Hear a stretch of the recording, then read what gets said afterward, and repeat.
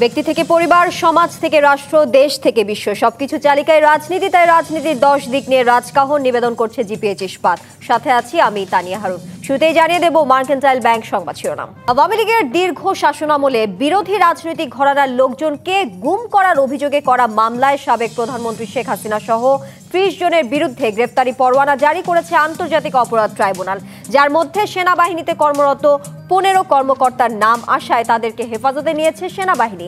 এই ঘটনার পর ঢাকা সেনানিবাসের একটি ভবনকে সাময়িকভাবে কারাগার ঘোষণা করে এক প্রজ্ঞাপনও জারি করেছে স্বরাষ্ট্র মন্ত্রণালয়। জানিয়ে শুরু হয়েছে নানা আলোচনা, কারণ দেশের ইতিহাসে চাকরিরত অবস্থায় এত সেনা কর্মকর্তার বিরুদ্ধে গ্রেফতারি পরোয়ানা এটাই প্রথম। ট্রাইব্যুনাল বলছে, আইন অনুযায়ী কারো বিরুদ্ধে গ্রেফতারি পরোয়ানা জারি করা হলে তাকে পুলিশের মাধ্যমেই ট্রাইব্যুনালে হাজির করা হবে। এমন অবস্থায় সেনা হেফাজতে থাকা অভিযুক্ত কর্মকর্তারা সেনাবাহিনীর হেফাজতে থাকবে নাকি পুলিশের কাছে হস্তান্তর করা হবে তা নিয়েও প্রশ্ন উঠেছে। যদিও আন্তর্জাতিক অপরাধ আদালতের চিফ প্রসিকিউটর তাজুল ইসলাম বলেছেন, সংবিধান, আন্তর্জাতিক অপরাধ ট্রাইব্যুনালের আইন ও ফৌজদারি কার্যবিধি অনুযায়ী আটক 15 সেনা কর্মকর্তাকে অবশ্যই আদালতে আনতে হবে। এই ঘটনায় বিএনপি এক বিবৃতি দিয়ে বলেছে, সীমা লঙ্ঘনকারীরা বিচারের মুখোমুখি হোক, অধিকাংশ সেনা সদস্য তা চান। আর দেশপ্রেমিক সেনাবাহিনীকে নিয়ে বাংলাদেশের জনগণ গর্বিত থাকতে চায় জানিয়ে জামায়াতের আমির বলেছেন, দুঃখজনক হলেও সত্য, এই বাহিনীর কতিপয় সদস্য দেশের বিদ্যমান আইন ও মানবাধিকারের প্রতি সম্মান প্রদর্শনে সম্পূর্ণভাবে ব্যর্থ হয়েছিলেন।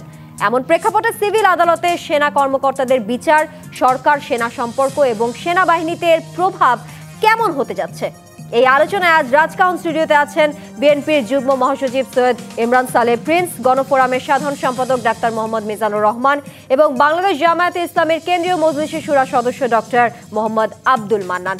আপনাদের তিনজনকে আজকে রাজকাহন স্টুডিওতে স্বাগত জানাচ্ছি। শুরুটা করতে চাই ডাক্তার মোহাম্মদ মিজানুর রহমান আপনাকে দিয়ে। গত 8 অক্টোবর অভিযুক্তদের বিরুদ্ধে গ্রেফতারি পরোয়ানা জারির পর সেনাবাহিনীর পক্ষ থেকে তাদের অবস্থান পরিষ্কার করা হয় এবং 15 সেনা কর্মকর্তাকে হেফাজতে নেওয়ার কথা জানায় তারা। এই যে গ্রেফতার পরোয়ানা জারির পর 15 সেনা কর্মকর্তাকে তারা হেফাজতে নিল, তাদের অবস্থান পরিষ্কার করলো, এই ঘটনায় বাহিনীকে নিয়ে কি কোনো প্রশ্ন উঠবে নাকি মানবতা বিরোধী অপরাধের অভিযোগ সংক্রান্ত বিচারে সহযোগিতা করে সেনাবাহিনী প্রশংসা করাবে, সেই বিষয়টি জানতে চাই। আসলে সর্বোপরি আপনাদের সেনাবাহিনীর এই উদ্যোগকে আপনারা রাজনীতিবিদ হিসেবে কিভাবে দেখছেন? ধন্যবাদ আপনাকে এবং সেই সাথে আমার সম্মানিত দুইজন সহ আলোচক এবং ডিবিসি নিউজের দর্শক শ্রোতাকে। প্রথমে একটা বিষয়, সেটা হচ্ছে যে আইনের ঊর্ধ্বে আমরা কেউ নই, এই বিষয়টা আমাদের প্রথমে আসতে হবে। দ্বিতীয়ত, অপরাধ যেই করুক না কেন তাকে আইনের কাছে আসতেই হবে, এরকম একটা দৃষ্টান্ত আমাদের হওয়া উচিত। অতীতে আমরা দেখেছি যে যারা আইন লঙ্ঘন করেছে তারা অনেক সময় সরকারের আনুকূল্য পেয়ে বা নানাভাবে প্রভাব বিস্তার করে তারা পার পেয়ে গেছে নানা ক্ষেত্রে। সেই জন্যেই অনেক সময় আইন নিজের হাতে তুলে নিয়েছে এবং নিতে সাহস পেয়েছে।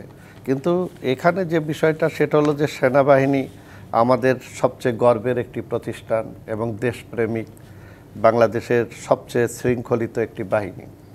এই বাহিনীতে যারা আছেন তারা, আমরা দেখেছি সে বাহিনী যদি ব্যক্তি পর্যায়ে যদি কেউ অনিয়ম করে থাকে, দুর্নীতি করে থাকে, কিংবা এই যে গুমের মতো এত বড় একটি অপরাধের সাথে যদি জড়িত হয়ে পড়ে, তাহলে তাকে বিচারের আওতায় আনার জন্য বাহিনীর প্রধান তিনি যে কমিটমেন্টের আগে করেছেন যে সেনাবাহিনীর কোনো ব্যক্তি বা কোনো কর্মকর্তা যদি অপরাধে জড়ায় তার দায় সেনাবাহিনী গ্রহণ করবে না, এটা কিন্তু বড় একটা কথা। এখন একটা বিষয় সেটা আমাদের মাথায় রাখতে হবে যে এই যে রাষ্ট্রের সবচেয়ে শৃঙ্খলিত এবং জনবান্ধব দেশপ্রেমিক যে সেনাবাহিনী, আপনি যদি খেয়াল করেন স্বাধীনতার পরে এ পর্যন্ত যেগুলো আন্দোলন সংগ্রাম হয়েছে গণতন্ত্রের জন্যে কিংবা রাষ্ট্র কাঠামোর জন্যে, মানুষের অধিকার প্রতিষ্ঠার জন্যে, এই বাহিনী কিন্তু সবসময় জনগণের পাশে দাঁড়িয়েছে। আপনি মুক্তিযুদ্ধের সময় দেখেন, তারা দেশের জন্যে কিন্তু তারা সবচেয়ে বেশি ত্যাগ স্বীকার করেছে। 90-এর গণ আন্দোলনে এরশাদ যেভাবে সেনাবাহিনীকে ব্যবহার করেছেন, তিনি কিন্তু নিজেও সেনাপ্রধান ছিলেন, তারপরও সেনাবাহিনী কিন্তু তার কথা শোনেননি, জনগণের পাশে দাঁড়িয়েছে। এইবার যদি 24-এর যে অভ্যুত্থান, যে আন্দোলন, সেখানে সেনাবাহিনীকে তৎকালীন প্রধানমন্ত্রী যেভাবে সরাসরি নিজে নির্দেশনা দিয়েছেন, আমরা তার কল রেকর্ড অনেক কিছুই দেখছি, কিন্তু শেষ পর্যন্ত সেনাবাহিনী তা না করে জনগণের পাশে দাঁড়িয়েছে। এখন এই যে যাদেরকে গুম বা এই হত্যাকাণ্ডের সাথে সম্পৃক্ততার অভিযোগে যাদেরকে গ্রেপ্তার করা হলো, আমরা মনে করি যে এদেরকে সেনাবাহিনীর কিন্তু একটা নিজস্ব আইন আছে, তাদের নিজেদের একটা বিধিবিধান আছে, তার মধ্যেই তাদেরকে রাখা উচিত। কারণ বাইরে যেভাবে আমাদের প্রসিকিউটর যেটা বলছে, আমি যদি আইনজ্ঞ না, কিন্তু একজন রাজনৈতিক কর্মী কিংবা দেশের একজন সাধারণ মানুষ হিসাবে মনে করি যে আমাদের এই যে আদালত যেগুলো আছে, এই ধরনের বিচারাঙ্গনে বিশেষ করে অতীতেও যে সমস্ত বিচার হয়েছে, এগুলো কিন্তু রাজনীতিকরণের বা নানা ধরনের প্রশ্ন রয়েছে। তো সেনা কর্মকর্তাদের এই ধরনের একটি আইনে, ফৌজদারি আইনে আনা সঠিক হবে কিনা সেটা আমাদের দেখতে হবে। সেই ক্ষেত্রে আমরা মনে করি যে আমাদের যিনি সেনাপ্রধান আছেন, আজকে এই যে অভ্যুত্থানের পরে সমস্ত সেনাবাহিনীর শক্তিটা আজকে জনগণের পাশে দাঁড়িয়েছে, আইন শৃঙ্খলা থেকে শুরু করে সব কিছুতে। এবং আপনি সামনে একটি অবাধ, সুষ্ঠু, নিরপেক্ষ নির্বাচন করতে যাচ্ছেন। সেই নির্বাচনে কিন্তু সবচেয়ে মুখ্য ভূমিকা রাখবে সেনাবাহিনী। পুলিশ বাহিনী কিন্তু এখনও সোজা হয়ে দাঁড়াতে পারেনি। সেই ক্ষেত্রে সেনাবাহিনীর ভিতরে যদি কোনো রকম সংকট থাকে, আমার মনে হয় যে সেটা সেনাবাহিনীর যে আইন, তার বিধিবিধান এবং সেনাবাহিনীর যে কোর্ট, সেখানেই তাদেরকে বিচারের মুখোমুখি করা। এবং আমাদের আস্থা রাখা উচিত যে সেনাবাহিনী এ পর্যন্ত এই যে 24-এর গণ অভ্যুত্থানের পর থেকে তারা কিন্তু সমস্ত ত্যাগ স্বীকার করে মানুষের পাশে এত দুঃখ দুর্দশা লাঘব করছে, নিজেরাও সহ্য করছে এবং মানুষের পাশেও থেকেছে। সেই জন্যে আমার মূল কথাটা হচ্ছে যে এই সেনাবাহিনী যাতে কোনো ক্রমে বিতর্কিত না হয় এবং তাদের মধ্যে যাতে কোনো রকম বিশৃঙ্খলা তৈরি করার কোনো সুযোগ আমরা বাইরে থেকে না নেই। এবং সম্প্রতি আপনারা দেখবেন সোশ্যাল মিডিয়ায় দেশের বাইরে থেকে এবং ভিতর থেকেও সেনাবাহিনীকে নিয়ে একটা গুজব রটনা করা এবং জনগণ এবং সরকারের মুখোমুখি দাঁড় করানো, এতে করে আগামী যে নির্বাচন, সেই নির্বাচনকে বাধাগ্রস্ত করার একটা ষড়যন্ত্র কিন্তু আমরা লক্ষ্য করছি। সেই জায়গায় আমাদেরকে সকলকে খেয়াল রাখা দরকার। বললেন আসলে দেশের আলোচনার কেন্দ্রবিন্দুতে রয়েছে আসলে এই 15 জন কর্মকর্তা গ্রেফতার এবং কারাগারের বিষয়টি, সেটা নিয়ে আসলে গুঞ্জনের সম্মুখীন হচ্ছেও গোটা দেশ। এই বিষয়ে যদি একটু ডক্টর মোহাম্মদ আব্দুল মান্নান আপনার কাছে যেতে চাই। সাবেক কয়েকজন সেনা কর্মকর্তা ও নিরাপত্তা বিশ্লেষক বলছেন সামরিক আইনে যে কোনো ধরনের অপরাধের বিচারের সুযোগ আছে এবং সেই কারণেই তারা কেউ মনে করেন বিষয়টি যেভাবে জনসম্মুখে আনা হয়েছে তা সামরিক বাহিনীর মর্যাদাকে আসলে সম্মানের সাথে যায় না। আপনি কি মনে করেন ব্যক্তির দায় একটি বাহিনীর মর্যাদাহানিতে প্রভাব ফেলবে? জি, আপনাকে ধন্যবাদ। সহ আলোচক যারা আছেন সবাইকে ধন্যবাদ জানাই। দেখেন, এই ব্যাপারে সেনা সদরের একটা ব্রিফিং আছে, সেখান থেকে স্পষ্ট করে ওনারা বলেছেন যে কোনো ব্যক্তির দায় একটা বাহিনী নিতে পারে না। এবং ওনারা বলেছেন ইনসাফের ব্যাপারে একবারে সুস্পষ্টভাবে বলেছেন যে সেনাবাহিনী ইনসাফের পক্ষে। কাজেই সরকারের এই বিচার কার্যক্রম শুরু হওয়ার আগে যে পলিসিগুলো ছিল সেগুলোর সাথে সেনাবাহিনীর সম্পর্ক ছিল, বৈঠক ছিল, কার্যক্রম চলমান ছিল। আমার মনে হয় তাদের সাথে আলাপ আলোচনার ভিত্তিতে কিভাবে অ্যারেস্ট করা হবে, কিভাবে কি করা হবে, এগুলো সেনা সদর অবহিত ছিল। এটার মাধ্যম দিয়ে সরকার এবং সেনাবাহিনীর ভিতরে কিন্তু একটা আন্তঃসম্পর্কের ভিত্তিতে এই কাজটা এ পর্যন্ত এগিয়েছে বলে আমার কাছে প্রতীয়মান হয়েছে। দ্বিতীয় কথা হচ্ছে যে অপরাধটা হয়েছে সেই অপরাধটা শুধু সেনাবাহিনী করে নাই, সেই অপরাধ সরকারের সাবেক প্রধানমন্ত্রী এবং সাবেক স্বরাষ্ট্রমন্ত্রী সহ সরকারের সিভিল প্রশাসনের সাথে সেনাবাহিনী কি হয়েছে, একত্রিত হয়েছে, যার কারণে বিচারটা কিন্তু মানবতা বিরোধী অপরাধে ট্রাইব্যুনালে চলে গেছে। যে দেশের অন্য কোনো প্রচলিত আদালতে কিন্তু যায় না, একটা স্পেশাল জায়গায় চলে গেছে। সেই জায়গায় যে বিচারটা দুইটা একসাথে চলে গেছে এবং আমি মনে করি না যে এতে সেনাবাহিনীর মর্যাদা ক্ষুণ্ণ হবে, বরঞ্চ গত 15 বছর ধরে এই গুম খুন আয়নাঘরের ভিতর দিয়ে সেনাবাহিনীর যে মর্যাদা ভুলুণ্ঠিত হয়েছিল, গণতন্ত্র প্রতিষ্ঠায় সেনাবাহিনীর যে ভূমিকা রাখা দরকার ছিল, 57 সেনা অফিসার হত্যায় আরও যে কার্যকারী প্রভাব বা মানে ভূমিকা রাখা দরকার ছিল, সেইগুলোর রিকভারি হবে এটার মাধ্যম দিয়ে। সেনাবাহিনী বরঞ্চ দেশ এবং জাতির কাছে আবার সেই দেশপ্রেমিকতার পরিচয়েই ফিরে আসবে এবং জাতি এটাকে ওয়েলকাম করছে এবং জাতি এটাকে গ্রহণ করছে। যার কারণে দেখছেন যে পুরো বাংলাদেশের আপনি দেখছেন যে আজকে আপনাদের সংবাদের ভিতরে এসেছে বিএনপির পক্ষ থেকেও এটাকে মানে পজিটিভলি দেখা হয়েছে, জামাত ইসলামের আমিরও বিবৃতি দিয়ে এটা বলেছেন, পজিটিভলি বলেছেন, এবং অপরাধীদের বিচার হচ্ছে, সেনা সদস্যের বিচার হচ্ছে, বিষয়টা এরকম না। কাজেই যারা অপরাধের সাথে জড়িত সেনার বাহিনীর সকল সদস্যরাও সেই অপরাধীদের বিচার তাকে ত্বরান্বিত করতে চেয়েছেন। আর জেলখানার যে বিষয়টি এখানে রয়েছে সেটা ইতিপূর্বেও আপনি দেখেছেন যে যখন মঈনুদ্দিন ফখরুদ্দিনের সরকার ছিল তখন কিন্তু বেগম খালেদা জিয়া এবং শেখ হাসিনার কে কারাগারে রাখার জন্য সাবজেল ঘোষণা করে কিন্তু সেখানে রাখা হয়েছিল, এবং সেটা সেনানিবাসের ভিতরে রাখাটা নিরাপত্তা এবং অন্যান্য বিষয় মিলে আমি মনে করি এটা যথাযথ হয়েছে, এবং সেটা সরকার এভাবে লিয়াজো করে এটা করতে পারে। কারণ এখানে আপনারা দেখেছেন যে বিভিন্ন সময় নিরাপত্তাজনিত কারণে এবং কোভিডের সময় অনলাইনেও হাজিরা সিস্টেম কিন্তু ছিল। সো দ্যাট আমি মনে করি না এখানে আইনের ব্যত্যয় হবে, বরঞ্চ আমাদের দেশ আমাদের যে দীর্ঘদিনের যে গুম খুন এবং হত্যার রাজনীতি বন্ধ হয়ে গণতন্ত্রের একটা নতুন যাত্রা সূচনা হবে। সেই জায়গায় বাংলাদেশ আরও এক ধাপ এগিয়ে যাবে, এবং সেনাবাহিনী সেটাই সহযোগিতা করতেছে বলে দেশের জনগণের সাথে আমাদের কাছে এটা বিশ্বাস। এবারে সৈয়দ ইমরান সালেহ প্রিন্স, আপনার কাছে একটু যেতে চাই। যেমনটা সেনাবাহিনী জানিয়েছে তাদের সংবাদ সম্মেলনে, তারা বিচারের পক্ষে, কিন্তু অভিযুক্ত কর্মকর্তারা এখন সেনা হেফাজতে, এবং মেজর জেনারেল কবির আহমদ এখনও নিখোঁজ আছে। এখন আমি জানতে চাই আসলে সেনাবাহিনী কি নিজস্ব কাঠামোর ভেতরে আইনি দায়িত্বের জবাবদিহিতা প্রতিষ্ঠা করতে পারবে কিনা এটা জানাবেন। আর সেই সাথে জানাবেন, এই যে গুম ও মানবতা বিরোধী অপরাধের ঘটনায় সাবেক ও বর্তমান মোট 25 সেনা কর্মকর্তার নাম এসেছে, এর মাধ্যমে কি সরকার ও সেনাবাহিনীর মধ্যে কোনো নতুন করে দূরত্ব তৈরি হওয়ার সম্ভাবনা আপনি দেখছেন কিনা? ধন্যবাদ আজকের এই শোতে আমাকে আমন্ত্রণ জানানোর জন্য, এবং একই সাথে আমার সাথে যারা সহ আলোচক আছেন তাদেরকে শুভেচ্ছা জানাচ্ছি, দর্শক শ্রোতাদেরকে শুভেচ্ছা জানাচ্ছি। আজকে যে টপিকসটা আপনি আলোচনায় উঠে এনেছেন একটি সেন্সিটিভ বিষয়। বাংলাদেশের সেনাবাহিনী আমাদের গর্বের প্রতিষ্ঠান এবং জাতির গর্ব। সেনা সদস্যরাও এই দেশের গর্বিত সন্তান।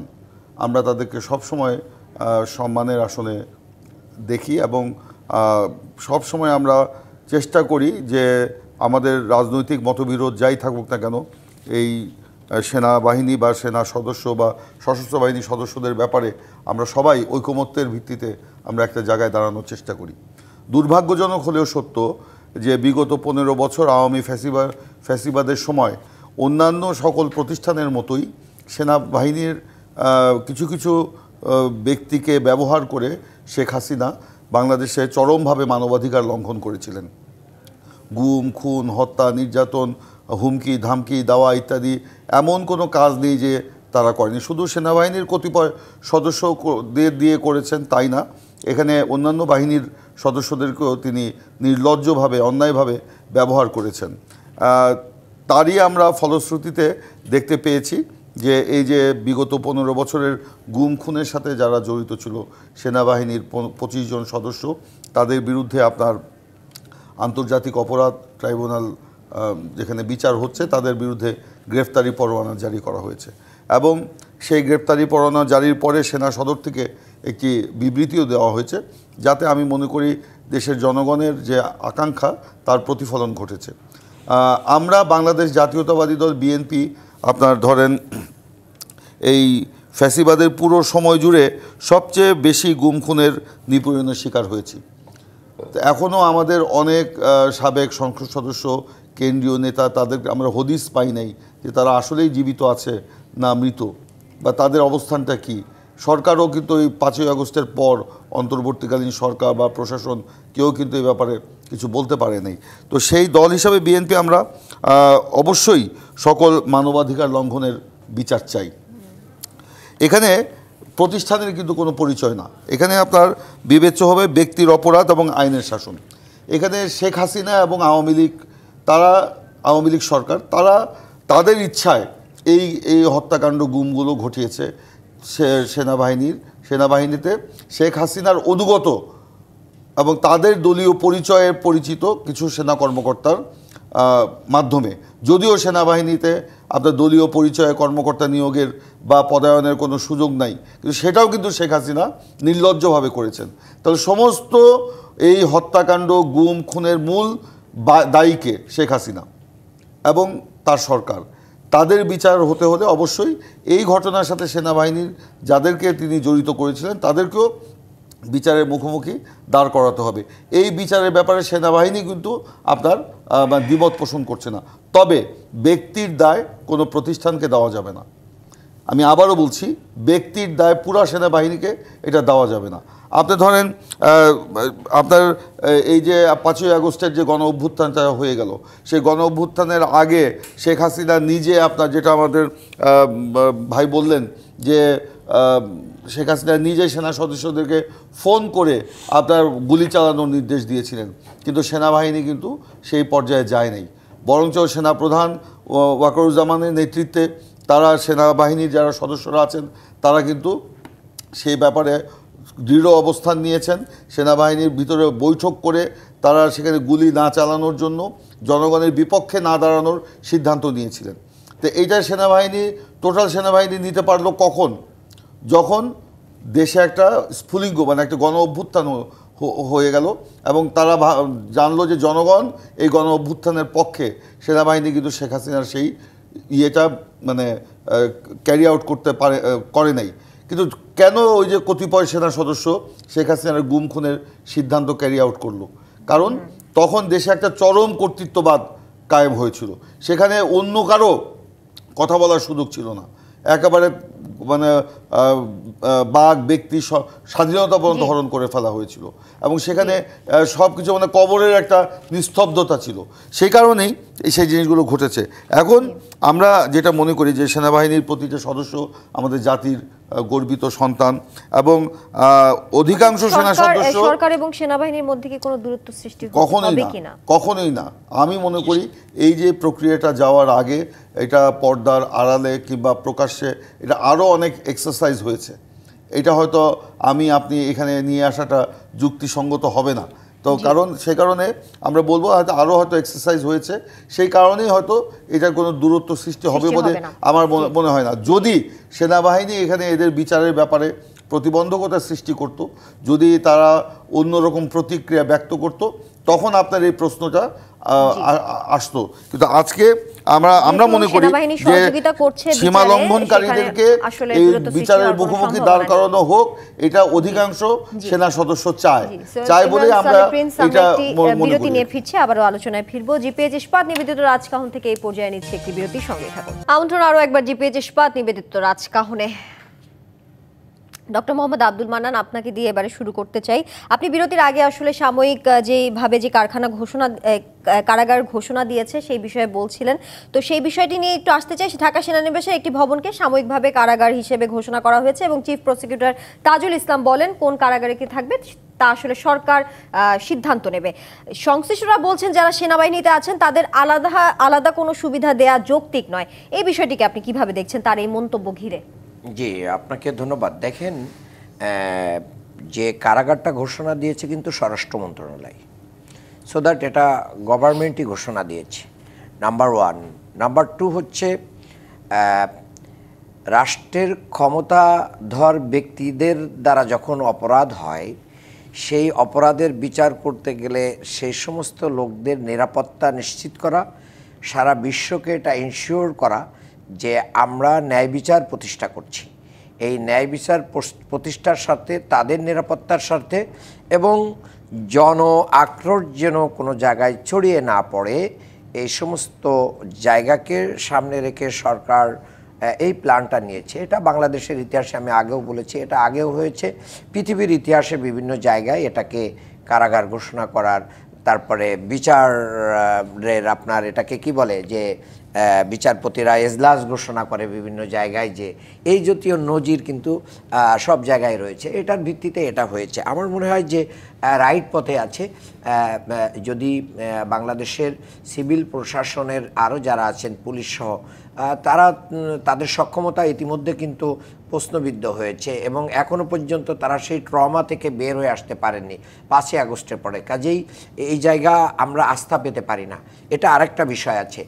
আর 3 নম্বর যে বিষয়টা আমি এখানে বলতে চাই, বাংলাদেশের এখন যে নিরাপত্তা ব্যবস্থাটা চলমান রয়েছে, এই নিরাপত্তা ব্যবস্থায় কিন্তু শুধু পুলিশ নাই, এই নিরাপত্তা ব্যবস্থা আর্মি কিন্তু ডিপ্লয় করা আছে, so that army, RAB, BGB এই জাতীয় এমনকি নৌবাহিনী বিভিন্ন জায়গায় কিন্তু তাদের এখনও বাংলাদেশের বিভিন্ন জায়গায় নিরাপত্তা জায়গা থেকে তাদেরকে ব্যারাকে ফেরত নিয়ে যাওয়া হয় নাই। সো দ্যাট তারা তো সরকারের পার্ট অফ দ্য গভর্নমেন্ট, তারা ওয়ার্কিংয়েই রয়েছেন। আমি মনে করি এই জন্য সরকারের সাথে লিয়াজো করে এই কাজগুলো হচ্ছে। তারা তো সরকারের বিভিন্ন জায়গায় প্রশাসনিক যেখানেই সমস্যা তৈরি হচ্ছে, যেখানে পুলিশ পারছে না, যেখানে বিভিন্ন প্রকার সমস্যা দেখা দিচ্ছে, সেখানে তো সেনাবাহিনী যাচ্ছে। সেটার অংশ হিসেবে সেনাবাহিনীর হেফাজতে এখানে থেকে যদি তার বিচার নিশ্চিত করা যায়, কোথায় থাকলো, কার হেফাজতে থাকলো, এটা খুব ইম্পর্টেন্ট না। বিচারটা, ন্যায় বিচারটা ইম্পর্টেন্ট। আমি মনে করি নিরাপত্তার সাথে এটা একটা সঠিক দিকেই আগাচ্ছে। ডাক্তার মোহাম্মদ মিজানুর রহমান, ভূরাজনীতি ও রণকৌশল বিশেষজ্ঞ একজন বলেছেন, তিনি শঙ্কা প্রকাশ করেছেন আসামিদের নিরাপত্তা দিতে পারবে না সরকার। অন্যদিকে আন্তর্জাতিক অপরাধ ট্রাইব্যুনালের প্রসিকিউটর MH তামিম জানিয়েছেন আদালতে অভিযুক্তদের নিরাপত্তার শঙ্কা নেই, এমনটা উল্লেখ করেছেন তিনি। আপনি কি এই নিরাপত্তার কোনো শঙ্কার সম্ভাবনা দেখছেন, বা নিরাপত্তা কি আসলেই দিতে পারবে না সরকার? কি মনে হচ্ছে আপনার কাছে? দেখেন, এই সরকার তো অভ্যুত্থানের পরে একটি অন্তর্বর্তীকালীন সরকার। তারা যখন দায়িত্ব নিয়েছিল তখন আমাদের দেশে প্রশাসন বলেন, বিচার ব্যবস্থা বলেন, সব কিছুই একেবারে ভেঙে পড়েছিল। এই ভঙ্গুর অবস্থায় দায়িত্ব নেওয়ার পরে সেনাবাহিনী সবচেয়ে বেশি তাদেরকে সহযোগিতা করেছে। এবং আপনি যদি খেয়াল করেন যে এই সরকার আসার পরে, অভ্যুত্থানের পরে হাজার হাজার মামলা হয়েছে এবং সেই মামলার তদন্ত এখনও চলছে। তদন্ত শেষ হওয়ার পরে বিচারিক আদালতে দোষী সাব্যস্ত হওয়ার আগ পর্যন্ত তাকে কিন্তু অপরাধী বা দোষী বলার কোনো সুযোগ নেই। প্রত্যেকটা মানুষের ন্যায় বিচার পাওয়ার অধিকার কিন্তু আমাদের সংবিধান নিশ্চিত করেছে। কিন্তু আপনি যদি খেয়াল করে দেখেন যে আমাদের এখানে আদালত পাড়ায় যারা আসামিদেরকে নিয়ে যাচ্ছে, সেখানে মব তৈরি করে যেভাবে তাদেরকে ডিম নিক্ষেপ করেছে, জুতা নিক্ষেপ করেছে, এমনকি পুলিশের কাছ থেকে ছিনিয়ে নেওয়ার মতন ঘটনাও ঘটেছে। সেজন্যই মনে হয় আসলে শুধু উল্লেখ করেছেন আর কি। জি, শুধু রাজধানীতে না, সারা বাংলাদেশে হয়েছে। কিন্তু আমরা যদি খেয়াল করি যে রাজধানী ঢাকার যে আমাদের CMM কোর্ট, সেটা তো সবচেয়ে রাজধানীর একটি গুরুত্বপূর্ণ আদালত পাড়া। সেখানেও কিন্তু পুলিশ দিয়ে কোনো রকমই কন্ট্রোল করতে পারে নাই, এমনকি এজলাসের মধ্যে হট্টগোল হচ্ছে। তাহলে সেই জায়গায় আমরা যদি সেনাবাহিনীর এই ধরনের কর্মকর্তাদের, এবং আপনি আরেকটা জিনিস খেয়াল করলে দেখবেন, এখানে আজকে আমরা যেটা জানছি যে 15 জনকে গ্রেপ্তার করা হয়েছে বা তাদেরকে হেফাজতে নেওয়া হয়েছে, তার মধ্যে 14 জন হচ্ছে তারা কিন্তু বর্তমান কর্মরত, এবং আর্মির সবচেয়ে উচ্চ পর্যায়ের কর্মকর্তা কিন্তু তারা শেষ পর্যায়ে। তাহলে এই যে কর্মকর্তাদের নেওয়া হয়েছে, এখন তাদের তো তদন্ত শেষ হয়েছে বা তদন্ত চলছে। এখন এই যে বিচারিক প্রক্রিয়ায় তাদেরকে যদি বাইরে এইভাবে আনা নেওয়া করা হয়, কারণ একটা জায়গায় সেনাবাহিনীর এই ধরনের কর্মকাণ্ডকে নিয়ে নানা ধরনের গুজব রটনাও আছে। আবার এ কথাও সত্য যে গুম, খুন, নির্যাতনের জন্যে যে আয়নাঘর নামের যে গোপন বন্দিশালা, নির্যাতন কেন্দ্র খোলা হয়েছে, সেখানেও আমরা শুনেছি সেনাবাহিনীর অনেক উচ্চ পর্যায়ের কর্মকর্তা তারা সেখানে সরাসরি জড়িত ছিল, এবং বিশেষ করে DGFI বা অন্যান্য গোয়েন্দা সংস্থার কথা আমরা শুনেছি। তো এটা তো অস্বীকার করার উপায় নেই। এতে করে কিন্তু জনগণের ক্ষোভ কিংবা অসন্তোষ তাদের উপরে রয়েছে। হাজার হাজার মানুষ গুম হয়েছে, তারা নির্যাতনের শিকার হয়েছে, এমনকি তাদেরকে বাড়ি থেকে, রাস্তা থেকে তুলে নিয়ে যাওয়া হয়েছে। এই যে 15 বছর ধরে যেই ধরনের মানে হত্যা, তারপরে তাদের যে নির্যাতন, নানা ধরনের ক্ষোভ রয়ে গেছে কিছু কিছু ব্যক্তির উপরে। এই কারণে আপনি দেখেন যে একজন উচ্চ পদস্থ কর্মকর্তা, তার ব্যাপারে কিন্তু নানা ধরনের নাজেহাল করার একটা দেখা গেছে। তো সেই জায়গায় একটা শৃঙ্খলিত বাহিনী, এবং যে বাহিনী আমাদের জনগণের পরম বন্ধু, এবং এই জুলাই অভ্যুত্থানের পরে সেনাবাহিনীর কিন্তু সুযোগ ছিল পৃথিবীর সব জায়গায় এবং বাংলাদেশেও এই ধরনের সুযোগ পেলে কিন্তু রাষ্ট্র ক্ষমতায় যাওয়ার একটা মানে সুযোগ তারা কাজে লাগায়। কিন্তু বর্তমান সেনাবাহিনী বা আমাদের সেনাপ্রধান কিন্তু এই সুযোগটা কখনোই তারা নেননি। আপনি যদি খেয়াল করেন, আমি সেনাপ্রধানের সাথে কয়েকটি অনুষ্ঠানে আমার থাকার সুযোগ হয়েছে, আমি ব্যক্তিগতভাবে তার সাথে কথা বলেছি, এবং আমি তার সম্পর্কে যেটুকু দেখেছি, জেনেছি, আপনারাও জানেন, এবং দেশের মানুষ কিন্তু তাকে সবচেয়ে পরম বন্ধু হিসাবে গ্রহণ করেছে। এর কারণ তার একটাই কথা যে এই যে সেনাবাহিনী এবং এটা রাষ্ট্রের একটা বাহিনী, কোনো ব্যক্তির দায় যেন বাহিনীর উপরে জড়ানো না হয়, এটা উনি বলেছেন। পাশাপাশি আপনাকে একটু আগেও আমরা যেটা বলেছি, আর কয়দিন পরে জাতীয় নির্বাচন। এখন এই যে জাতীয় নির্বাচনে সেনাবাহিনী এই দীর্ঘ 1 বছরের অধিককাল মাঠে রয়েছে এবং এই নির্বাচনের জন্য সবচেয়ে সহায়ক ভূমিকা রাখবে সেনাবাহিনী। এইরকম একটি জায়গায় যদি সেনাবাহিনীর এই উচ্চ পদস্থ কর্মকর্তাকে যদি এরকম বাইরে নিয়ে রাখা কিংবা এই যে বিচারিক আদালতে তাদেরকে উপস্থিত করা, সেখানে যদি এই ধরনের অসন্তোষ কোনো ক্রমে তৈরি করা হয়, কারণ একটা কথা আপনাদের মনে রাখতে হবে যে সোশ্যাল মিডিয়ায় সেনাবাহিনীকে নিয়ে এই সময় ভয়ঙ্কর অপপ্রচার তথ্য ছড়ানো হচ্ছে, সেই জায়গায় গুজবের সম্মুখীন হচ্ছে। একটু সৈয়দ ইমরান সালে প্রিন্স আপনার কাছে যেতে চাই। যেমনটা ডাক্তার মোহাম্মদ মিজানুর রহমান বলছিলেন যে 16 জন কর্মকর্তাকে 9 অক্টোবরের মধ্যে সেনা হেফাজতে আসতে বলা হয়েছে, তার মধ্যে 15 জন নির্ধারিত সময়ের মধ্যে সেনা হেফাজতে আসেন। একজন আসলে যিনি আসেননি বলা হচ্ছে তিনি 9 অক্টোবর সকালে আইনজীবীর সঙ্গে পরামর্শ করতে বাসা থেকে বের হন, অর্থাৎ তার এই আত্মগোপনে থাকা নিয়ে বেশ কিছু প্রশ্ন উঠেছে। তিনি সাবেক সামরিক সচিব মেজর জেনারেল কবির আহমদ, তার কথা বলছি, ক্ষমতাচ্যুত প্রধানমন্ত্রীর সাবেক সামরিক সচিব, তার বিষয়ে আমি একটু জানতে চাই তার এই আত্মগোপনে থাকার বিষয়টি নিয়ে। আর জানাবেন জাতিসংঘ শান্তিরক্ষী মিশনে অবদান রেখে সশস্ত্র বাহিনী যে ভাবমূর্তি তৈরি করেছে সেখানেও নেতিবাচক প্রভাব ফেলতে পারে এই ঘটনা, এমন কি কোনো সম্ভাবনা দেখছেন ভবিষ্যতে? দেখুন, শেষ প্রশ্নের উত্তরটা আগে দিই। জাতিসংঘের শান্তি মিশনে আমাদের সেনাবাহিনীর যে গৌরবোজ্জ্বল ভূমিকা এবং সমগ্র বাংলাদেশকে মানে গৌরবান্বিত করেছে এবং বাংলাদেশ এই জন্য গর্বিত। তো এখন যদি এই ঘটনাগুলোর বিচার না হতো তাহলে কিন্তু ভাবমূর্তিটা বিনষ্ট হতো।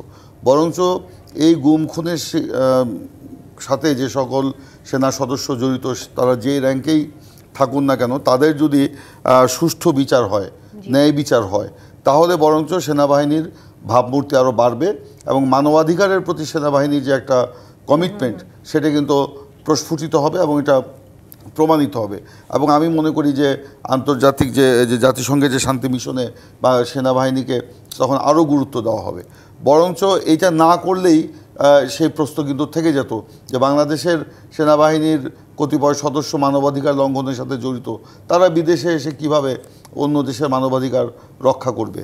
তো যাই হোক, আমি মনে করি না যে এটার কোনো প্রভাব পড়বে এবং মনে করি যে এটা আরও ভালো একটা অবস্থানে নিবে।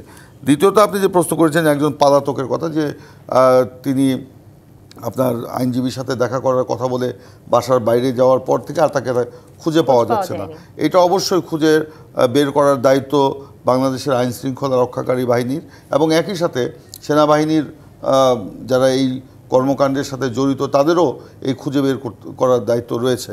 কারণ এর মধ্য দিয়ে যদি কোনো আবার অন্য কোনো পরিকল্পনা থাকে তাহলে কিন্তু সেটাও আমাদের জন্য একটা বিপজ্জনক পর্যায়ে পৌঁছাবে বলে আমি মনে করি। সেই জন্য এই দ্রুত তার ব্যাপারে মানে তাকে খুঁজে বের করে তাকে আইনের হাতে সোপর্দ করা উচিত বলে আমি মনে করি। তৃতীয়ত, ডক্টর মিজান সাহেব একটা খুব গুরুত্বপূর্ণ কথা বলেছেন যে আগামীতে যে নির্বাচন, সেই নির্বাচনে আমাদের সেনাবাহিনী তারা কিন্তু একটা গুরুত্বপূর্ণ ভূমিকা পালন করবে এবং আইন শৃঙ্খলা রক্ষাকারী বাহিনী বলতে পুলিশের যে বর্তমান অবস্থা, সেই অবস্থাতে আমরা কেউই মানে পরিপূর্ণভাবে পুলিশের উপর এখন পর্যন্ত আস্থা রাখার মতো মানে সুযোগ হয়নি বা পরিবেশ পরিস্থিতির সৃষ্টি হয়নি। বরঞ্চ আমরা আশ্বস্ত হয়েছি যখন সেনাবাহিনী থেকে বলা হয়েছিল বা সরকার থেকে বলা হয়েছিল যা তারা মানে 80,000 মানে 80,000 তো বলছিল নাকি 80,000 সেনা সদস্য তারা নিয়োগ করবে, ডিপ্লয় করবে এবং সেখানে সেনাবাহিনী একটা গুরুত্বপূর্ণ মানে স্ট্রাইকিং ফোর্স না, তারা একেবারে মানে আইন শৃঙ্খলা রক্ষাকারী বাহিনীর মতো সেখানে কাজ করবে। তাদেরকে ম্যাজিস্ট্রেসি পাওয়ারে দিয়ে দেওয়া হবে, যেটা আপনার একটা প্রতিদ্বন্দ্বিতামূলক, অবাধ, নিরপেক্ষ, সুষ্ঠু, শান্তিপূর্ণ নির্বাচনের একটা মানে সেটা একটা মানে একটা বাহন হিসেবে আমরা কাজ করব। আমরা আবারও একটি বিরতি নিয়ে ফিরছি, আবারও আলোচনায় ফিরবো। জিপিএইচ ইস্পাত নিবেদিত রাজকাহন থেকে এই পর্যায়ে আবারও বিরতি নিচ্ছি, সঙ্গে থাকুন। আমন্ত্রণ আরও একবার জিপিএইচ ইস্পাত নিবেদিত রাজকাহনে। এবারে ডক্টর মোহাম্মদ আব্দুল মান্নান, আপনাকে দিয়ে শুরু করতে চাই। আইনজীবীরা বলছেন সেনাবাহিনীর সদস্য যদি পেশাগত দায়িত্ব পালনের সময় অপরাধে জড়িত হন, সাধারণত তার বিচার সামরিক আইনে হয়, তাহলে এই মামলাগুলো আন্তর্জাতিক অপরাধ ট্রাইব্যুনালে বিচার হওয়া কতটা আইনগতভাবে যৌক্তিক, আপনারা কি মনে করছেন?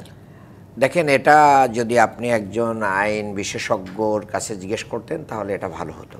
আপনাদের কারণ মতামত জানতে চাচ্ছি।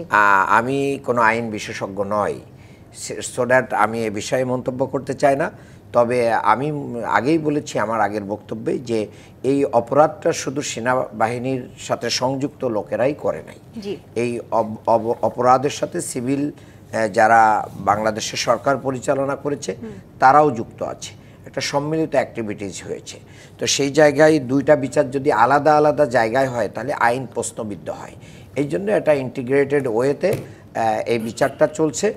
আমার বিশ্বাস যে পরবর্তী সময়ে বিচার চালু হলে এ বিষয়ে সংবিধান বিশেষজ্ঞ, আইন বিশেষজ্ঞ যারা আছেন, বাংলাদেশের বিচার ব্যবস্থায় যারা আছেন, ডে বাই ডে এগুলোকে আরও আমাদের সামনে উপস্থাপন করবেন। আমি মনে করি যে অবস্থায় এসে যাদেরকে গুম করে রাখা হয়েছিল, আয়নাঘরে রাখা হয়েছিল, ব্রিগেডিয়ার আমান আজমি, ব্যারিস্টার আরমান, এখনও খুঁজে পাওয়া যায় না, ইসলামী ছাত্র শিবিরের ওয়ালিউল্লাহ, মুকাদ্দেস জাকির, তারপরে ইলিয়াস আলী থেকে শুরু করে নিয়ে অনেক মানুষ এবং তাদের পরিবার, তারা মনে করবে এবং সারা পৃথিবীর মানুষ। আপনি জানেন যে র্যাবকে কালো তালিকাভুক্ত করেছিল এবং সেখানে সেনা অফিসারদের একটা বড় অংশ কিন্তু এই র্যাবের সাথে সংযুক্তি ছিল, যার কারণে তাদের ইমেজটা কিন্তু অনেক ক্ষুণ্ণ হয়েছে।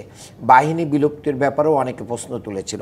সেই জায়গা থেকে যদি অপরাধীর বিচার হয়ে যায় তাহলে আমাদের বাংলাদেশের এই যে দেশপ্রেমিক যে শক্তি, এবং এটা তো প্রমাণিত 71 থেকে এই পর্যন্ত দেশের যখনই প্রয়োজন হয়েছে বারবার বাংলাদেশের এই দেশপ্রেমিক সেনাবাহিনী তার পরীক্ষায় উত্তীর্ণ হয়েছে এবং জনগণের পক্ষে অবস্থান নিয়েছে। সেটার মাধ্যম দিয়ে আমি মনে করি সেনাবাহিনীও জনগণের আস্থা অর্জন করবে, আন্তর্জাতিক সম্প্রদায়ের আস্থা অর্জন করবে, দেশে আইনের শাসন প্রতিষ্ঠিত হবে। ধন্যবাদ আপনাকে। এবার একটু ডাক্তার মোহাম্মদ মিজানুর রহমান আপনার কাছে যেতে চাই। সেনাবাহিনী থেকে গত শনিবার কিছু প্রশ্ন রেখে জানিয়ে দেওয়া হয়েছে গ্রেফতারি পরোয়ানার ঘটনাটি সেনা সদস্যদের মনোবলে কিছুটা প্রভাব ফেলেছে, তবে সবকিছুর ঊর্ধ্বে থেকে তারা আসলে সবসময় ন্যায়ের পক্ষে থাকবে, বাংলাদেশ সেনাবাহিনী সংবিধান স্বীকৃত দেশের সব আইনের প্রতি শ্রদ্ধাশীল, এমনটা তারা জানিয়েছে। সেনাপ্রধানকে উদ্ধৃত করে বলা হয়েছে তারা জাস্টিসের পক্ষে, নো কম্প্রোমাইজ উইথ ইনসাফ। এই ঘটনা নিয়ে আমি আসলে জানতে চাই আসন্ন নির্বাচনে আসলে আর কি কি প্রভাব ফেলতে পারে, এই বিষয়টি যদি কেন্দ্রবিন্দু হিসেবে দেখেন। দেখেন, সেনাবাহিনী আমরা প্রথমে বলেছি, এখানে সবাই আমরা একমত হয়েছি এবং জাতি হিসাবেও আমরা গর্ববোধ করি যে আমাদের সেনাবাহিনী প্রাকৃতিক বিপর্যয় থেকে শুরু করে রাষ্ট্রের যে কোনো ধরনের ক্রাইসিস যখনই হয়েছে, বিশেষ করে এই ধরনের সরকার নিয়ে আন্দোলন সংগ্রাম, গণতন্ত্র প্রতিষ্ঠা এবং প্রতি 5 বছর পর পর জাতীয় নির্বাচনগুলোতে সেনাবাহিনী মাঠে গিয়ে অবাধ, সুষ্ঠু এবং গ্রহণযোগ্য নির্বাচন করার জন্য তারা যে ভূমিকা রেখেছে তাতে কিন্তু জাতি হিসাবে আমরা কিন্তু খুবই গর্ববোধ করি এই প্রতিষ্ঠানকে নিয়ে। কিন্তু সম্প্রতি এই যে গুণ, খুন, 15 বছরের নানা ধরনের অপরাধের সাথে সেনাবাহিনীর ব্যক্তি পর্যায়ের কিছু কর্মকর্তা জড়িয়ে পড়েছেন এবং আমরা সরাসরি দেখলাম যে প্রধানমন্ত্রী, যিনি কোনো কর্মকর্তাকে নির্দেশ দিতে পারেন না এবং এই পর্যায়ে চেন অফ কমান্ড ভেঙে ওই কর্মকর্তাও কিন্তু প্রধানমন্ত্রীর নির্দেশে এই ধরনের অপরাধ সংগঠিত করতে পারেন না, এগুলো কিন্তু হয়েছে এবং এইগুলো এখন জনসম্মুখে যেভাবে প্রচার করা হয়েছে এই ঘটনাগুলো, তাতে কিন্তু সেনাবাহিনীর যে ভাবমূর্তি ছিল, যে সম্মান, সেটা কিন্তু অনেকাংশে ক্ষুণ্ণ হয়েছে। আসলে এই যে গুজব বারবার ছড়াচ্ছে, বিভিন্ন গুজবের সম্মুখীন হচ্ছে, 5 আগস্টের পরেও হয়েছিল এরকম কিছু ঘটনা ঘটেছিল, এগুলোতে আসলে কোনো উদ্যোগ নেওয়ার কি কোনো কিভাবে গুজবটাকে আসলে থামানো যায়? কারণ এটা তো ভাবমূর্তি নষ্ট হচ্ছে কিংবা বিভিন্ন অঙ্গনেও আসলে এটার প্রভাব পড়ছে। এখন আপনি জানেন যে যারা ক্ষমতাচ্যুত হয়েছে তারা এবং দেশি বিদেশি একটি ষড়যন্ত্র রয়েছে এবং অবাধ, সুষ্ঠু, নিরপেক্ষ নির্বাচন করে একটি গণতান্ত্রিক সরকার কিংবা গণতন্ত্র উত্তরণের ক্ষেত্রে যারা বাধাগ্রস্ত করতে চায় তারাই কিন্তু এই ধরনের গুজব রটনা করবে এবং যাতে করে দেশ একটি অস্থিতিশীল পরিস্থিতির মুখে পড়ে, তো তারাই কিন্তু এগুলো করবেই। এটা থামানোর সুযোগটা খুব কম, কারণ সোশ্যাল মিডিয়া কিন্তু সরকার এইভাবে নিয়ন্ত্রণ করতে পারছে না, অতীতেও কিন্তু পারে নাই। আপনি দেখেছেন যে ইন্টারনেট বন্ধ করে দিয়েছে, তারপরেও বিদেশি নানান মাধ্যমে কিন্তু সেগুলো চালু করা হয়েছে। তো এই ক্ষেত্রে আমরা যেটা মনে করি, যেটা আপনি প্রশ্ন করেছেন, যে এই সেনাবাহিনীকে যেভাবে, হ্যাঁ, তার বিরুদ্ধে বিচার হোক এবং তার জন্য আমি বলেছি সেনাবাহিনীরও কিন্তু নিজস্ব বিধি বিধান তার আইন রয়ে গেছে, কিন্তু যাতে সেনাবাহিনী পুরো বাহিনীকে বিতর্কিত করা না হয়, এবং বিশেষ করে সামনে যে জাতীয় নির্বাচন, এই নির্বাচনের সবচেয়ে বড় ভূমিকা সেনাবাহিনী রাখবে। সেনাপ্রধান কমিটমেন্ট করেছে, সরকারও কিন্তু সেনাবাহিনীর উপরে নির্ভর করছে, আর জনগণের প্রত্যাশার জায়গা কিন্তু সেনাবাহিনী। সেই জায়গায় এই ধরনের গুজব করে বা এই ধরনের জনগণের সঙ্গে সেনাবাহিনীকে মুখোমুখি করা, রাষ্ট্রের সঙ্গেও মুখোমুখি করা, এবং এই বিতর্কিত করলে কিন্তু আন্তর্জাতিক অঙ্গনে আমাদের সেনাবাহিনীর প্রভাব পড়বে। সেই জন্য এটা সরকারকে উদ্যোগ নিতে হবে, এবং সেনাবাহিনীর সঙ্গে সরকার এবং বিশেষ করে জনগণের সেতু বন্ধন এর যেটা আছে এটা আরো বেশি করে বাড়াতে হবে, তাহলে আমাদের পক্ষে সম্ভব এই অপপ্রচার রোধ করা। গ্রেফতারি পরোয়ানা জারির পর নামে বেনামে বেশ কিছু বিতর্কের মাধ্যমে পুরনো কিছু ঘটনা উঠে এসেছে, যেমনটা বাংলাদেশের প্রথম সামরিক শাসক ও পরে সেনাপ্রধান থাকা অবস্থায় নির্বাচন করে রাষ্ট্রপতি হওয়া জিয়াউর রহমানের হত্যাকাণ্ডের পরে সামরিক আদালতে অপরাধীদের মৃত্যুদণ্ড হয়েছিল। এই ঘটনায় তখনকার একদল সিনিয়র আইনজীবী উচ্চ আদালতে বিষয়টি উত্থাপনের চেষ্টা করলে তখন আদালত এটিকে শুনানির জন্যই আমলে নেয়নি বলে জানিয়েছেন একজন সাবেক সেনা কর্মকর্তা। অথচ এবার 15 সেনা কর্মকর্তাকে ট্রাইব্যুনালে বিচার করার কথা বলা হচ্ছে। আপনার কাছে সংক্ষিপ্তভাবে জানতে চাই এই বিচার প্রক্রিয়া নিয়ে আপনার মতামতটা। দেখুন, শহীদ প্রেসিডেন্ট জিয়াউর রহমানের হত্যাকাণ্ডের যে বিচার, সেই বিচারের সাথে এইটার বিচার মেলানো খুব মুশকিল। তখন সেটা হয়েছিল আপনার সামরিক আদালতে হয়েছিল, এবং সেটার সাথে দেশের একটি শৃঙ্খলিত বাহিনীর যে শৃঙ্খলা সেখানে সেটা বিপন্ন করা হয়েছিল, এবং সেই বাহিনীকে একটা হুমকির মধ্যে ফেলে দেওয়া হয়েছিল, এবং শুধু সেই বাহিনী না, পুরো রাষ্ট্রকে একটা হুমকির মধ্যে ফেলে দেওয়া হয়েছিল। সেই কারণে সেই ঘটনার সাথে এই ঘটনার মেলানোর কোনো সুযোগ আছে বলে আমি মনে করি না। তবে হ্যাঁ, আমাদের অবশ্যই স্বচ্ছতার জন্য, সুষ্ঠু বিচারের জন্য আমাদের সবগুলো উইন্ডোকে খুলে দিতে হবে, এবং আমরা চাই না যে এই বিচারের কোনো বিষয়টা প্রশ্নবিদ্ধ হয়ে থাকুক। দ্বিতীয়ত, আমি ডক্টর মিজানের ওই কথাটা আবার যেতে চাই। আমি শুরু করেছিলাম, শেষ করতে পারিনি, আমার সময়টা শেষ হয়ে গিয়েছিল তখন, যে আগামী নির্বাচনে যেন সেনাবাহিনীর মনোবল অটুট থাকে, এবং আমরা যেন এই সেনাবাহিনীর উপর যে আস্থা রেখেছি, সেনাবাহিনী যেন সে আস্থার প্রতিদান দিতে পারে একটি অবাধ, নিরপেক্ষ, সুষ্ঠু নির্বাচন অনুষ্ঠানের সহায়তার মধ্য দিয়ে। সেই দিকেই কিন্তু আমাদের তাকানো উচিত। এখন এই সুযোগে যারা নির্বাচনকে প্রলম্বিত করতে চায়, বা নির্বাচনকে যারা নস্যাৎ করে দেশে আবার একটি বিশৃঙ্খলার সৃষ্টি করতে চায়, বা আবার ফ্যাসিবাদের উত্থান যারা ঘটাতে চায়, তারা যাতে সুযোগ না পায় সেদিকে আমাদের সকলকেই সতর্ক দৃষ্টি রাখতে হবে। এবং আমি মনে করি যে সেনাবাহিনীর বিচক্ষণ সদস্যরা এই ব্যাপারে সতর্ক তো থাকবেনই, আমরা যারা রাজনীতি করি এবং আমরা যারা সাংবাদিকতায় আছেন কিংবা যারা বিভিন্ন পেশায় আছেন, তাদেরকেও আমাদেরকে এই ব্যাপারে ঐক্যবদ্ধ হতে হবে। আরও দুঃখজনক হলো সত্য, যেটা খুবই খারাপ, আমরা দেখতে পাচ্ছি যে দেশের বাইরে থেকে ইউটিউবের মাধ্যমে সেনাবাহিনীকে মানে বিতর্কিত করার একটা অভিপ্রায় আমরা দেখতে পাচ্ছি। সেটার ব্যাপারেও আমাদেরকে ঐক্যবদ্ধ থাকতে হবে। আপনাদের তিনজনকে ধন্যবাদ আজকে রাজকাহনে যুক্ত থাকার জন্য। জিপিএইচ ইস্পাত নিবেদিত রাজকাহনে এই পর্যায়ে বিরতি নিচ্ছি, এই পর্যায়ে বিদায় নিচ্ছি, সঙ্গেই থাকুন।